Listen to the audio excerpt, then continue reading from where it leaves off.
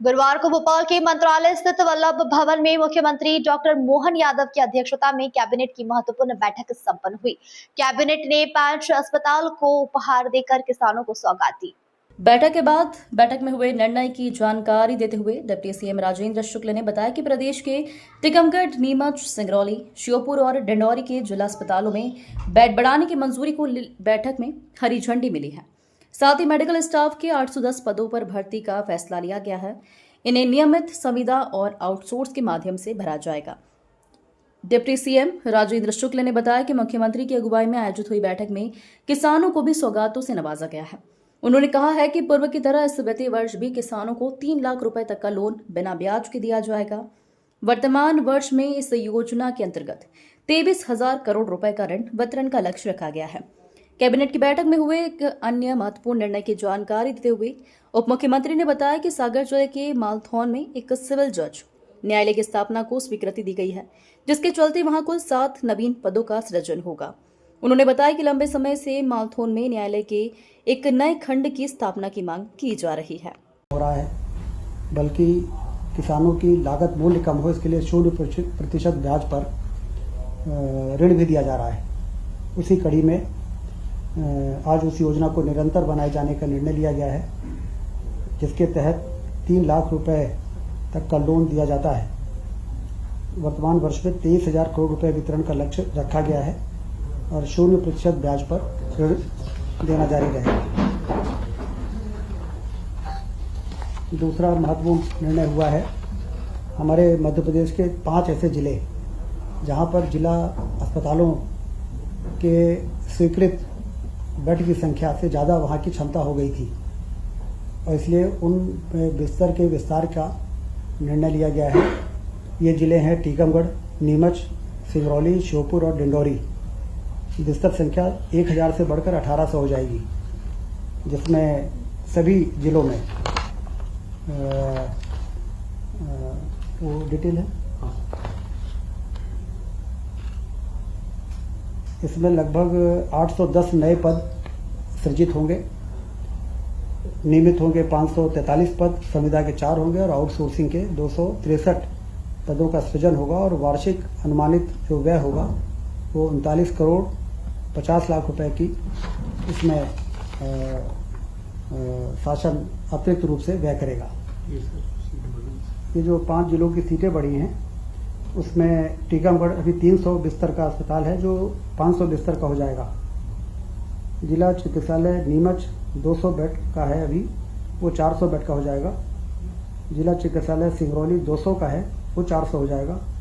श्योपुर 200 है, वो 300 हो जाएगा। और डिंडौरी भी 100 बेड का है, वो 200 बेड हो जाएगा। इससे इन आदिवासी बाहुल्य इलाकों में काफ़ी स्वास्थ्य सुविधाओं के विस्तार में काफ़ी एक महत्वपूर्ण निर्णय हुआ है। सतत विकास लक्ष्य, सस्टेनेबल डेवलपमेंट गोल जो तय हुए हैं, उसमें जैसा कि हम सब जानते हैं कि संयुक्त राष्ट्र द्वारा निर्धारित जो लक्ष्य हैं उसके प्राप्ति के लिए सभी को 2030 तक इन लक्ष्यों को प्राप्त करने में मध्य प्रदेश अग्रणी राज्य रहे, इसके लिए आज इसका मूल्यांकन और ऑनलाइन डैशबोर्ड का रखरखाव, डैशबोर्ड आधारित रैंकिंग अनुसार उत्कृष्ट जिलों को पुरस्कृत किया जाएगा। प्रथम जिले को 1 करोड़, द्वितीय जिले को 75 लाख रुपए का पुरस्कार दिया जाएगा। प्रशिक्षण और कार्यशाला के माध्यम से सुधार भी किया जाएगा। इस योजना पर 19.10 करोड़ 3.82 करोड़ प्रति वर्ष का अनुमानित व्यय होगा, जिसका कैबिनेट ने अनुमोदन किया है। और जैसा कि आप जानते हैं, हम सब जानते हैं कि शिक्षा, स्वास्थ्य, रोजगार, स्वच्छ ऊर्जा, लैंगिक समानता और सतत वृद्धि, ये वो लक्ष्य हैं जिनके प्राप्ति के लिए सभी राज्य इस पे काम कर रहे हैं और मध्य प्रदेश में बेहतर राज्य के रूप में उभर कर सामने आए, इसके लिए आवश्यक जो कदम है वो उठाए जाएंगे।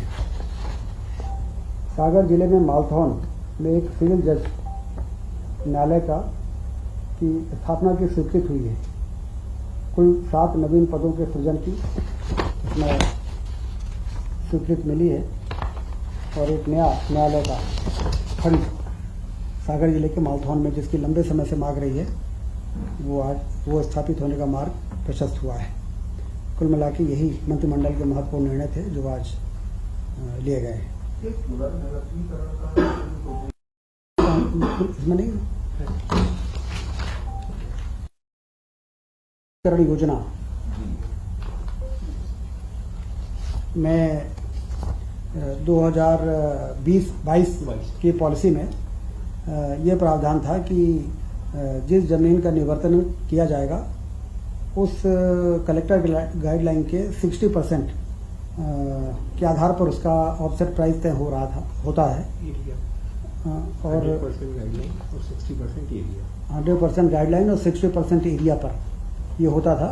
इसमें एक महत्वपूर्ण संशोधन ये हुआ है कि अब जो जमीन ऑक्शन में जाएगी, निवर्तन जिसका होगा, उसमें कलेक्टर गाइडलाइन के 100% के आधार पर अब प्रोजेक्ट्स बनाए जा सकेंगे और जिस शहर की जमीन निवर्तन होगी उस शहर में अब ज़्यादा विकास के कार्य हो सकेंगे। अभी 100 रुपए की जमीन होती थी तो 60 रुपए के काम वहां पर लिए जा सकते थे। अब 100 रुपए की जमीन है तो 100 रुपए के कार्य वहां पर लिए जा सकेंगे, जो शहर के विकास में, जिस शहर की जमीन निवर्तन हो रही है उस शहर के विकास में वो ज़्यादा काम करना संभव हो पाएगा। तो कुल मिला के ये जो रीडेंसिफिकेशन की पॉलिसी में ये जो संशोधन की आवश्यकता थी उसको आज मंत्रिपरिषद ने उस पर मुहर लगाई है।